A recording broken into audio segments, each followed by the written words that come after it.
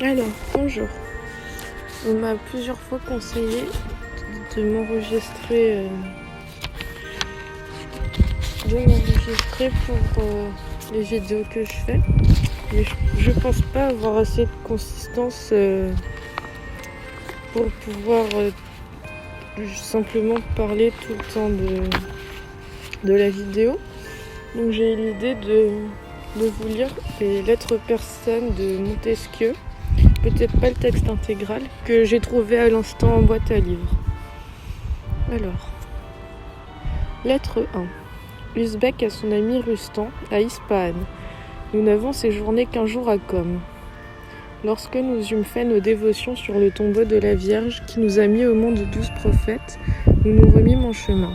Et hier, 25e jour de notre départ d'Ispahan, nous arrivâmes à Tauris.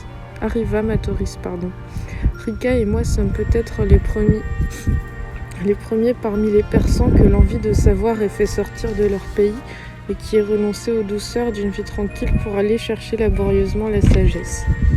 Nous sommes nés dans un royaume florissant, mais nous n'avons pas cru que ces bornes fussent celles que nous connaissons et que la lumière orientale du sol nous éclairait. Mande-moi ce que l'on dit de notre voyage. Ne me flatte point. Je ne compte pas sur un grand nombre d'approbateurs. Adresse ta lettre à Erzéron. Je ne sais où je séjournerai quelque temps. Adieu mon cher Rustan. Sois assuré qu'en quelque lieu du monde où que tu sois, tu as un ami fidèle. De Tauris, le 15 de la lune de Saphar.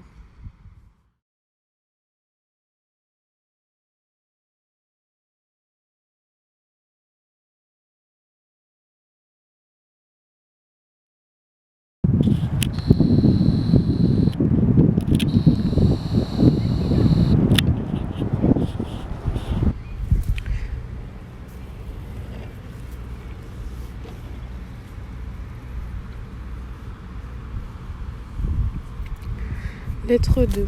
Usbek au premier eunuque noir, à son sérail d'Ispahan.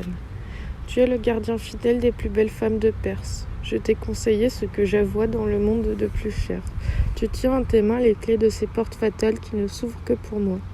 Tandis que tu veilles sur ce dépôt précieux de mon cœur, il se repose et jouit d'une sécurité entière. Tu fais la garde dans le silence de la nuit, comme dans le tumulte du jour. Tes soins infatigables soutiennent la vertu lorsqu'elle chancelle. Si les femmes que tu gardes vouloient sortir de leur devoir, tu leur en feras perdre l'espérance. Tu as le fléau du vice et la colonne de la fidélité. Tu leur commandes et tout leur obéit. Tu exécutes aveuglément toute leur volonté et leur fais exécuter de même les lois du sérail. Tu trouves de la gloire à leur rendre les services les plus vils. Tu te soumets avec respect et avec crainte à leurs ordres légitimes. Tu les sers comme l'esclave de leurs esclaves. Mais par un retour d'empire, tu commandes en maître comme moi-même, quand tu crains le relâchement des lois de la pudeur et de la modestie. Souviens-toi toujours du néant dont je t'ai fait sortir, lorsque tu es toi le dernier de mes esclaves, pour te mettre en cette place et te confier les délices de mon cœur. Tiens-toi dans un profond abaissement auprès de celles qui partagent mon amour, mais fais-leur en même temps sentir leur extrême dépendance. Procure-leur tous les plaisirs qui peuvent être innocents. Trompe leurs inquiétudes. Amuse-les par la musique, les danses, les bois. Les boissons délicieuses. Persuade-leur de s'assembler souvent. Si elles veulent aller à la campagne, tu peux les y mener, mais fais faire main basse sur tous les hommes qui se présenteront devant elles. Exhorte-les à la propreté, qui est l'image de la netteté de l'âme. Parle-leur quelquefois de moi. Je voudrais les revoir dans ce lieu charmant qu'elles embellissent. Adieu. De Tauris, le 18 de la lune de Saphar.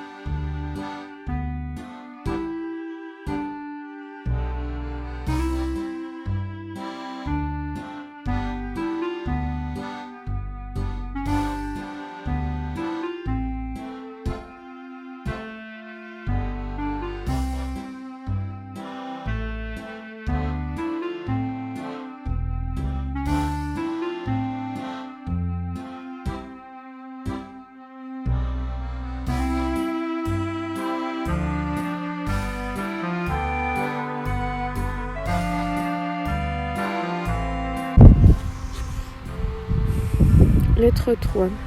Zaki à Ouzbek, à Tauris. Nous avons ordonné au chef des eunuques de nous mener à la campagne.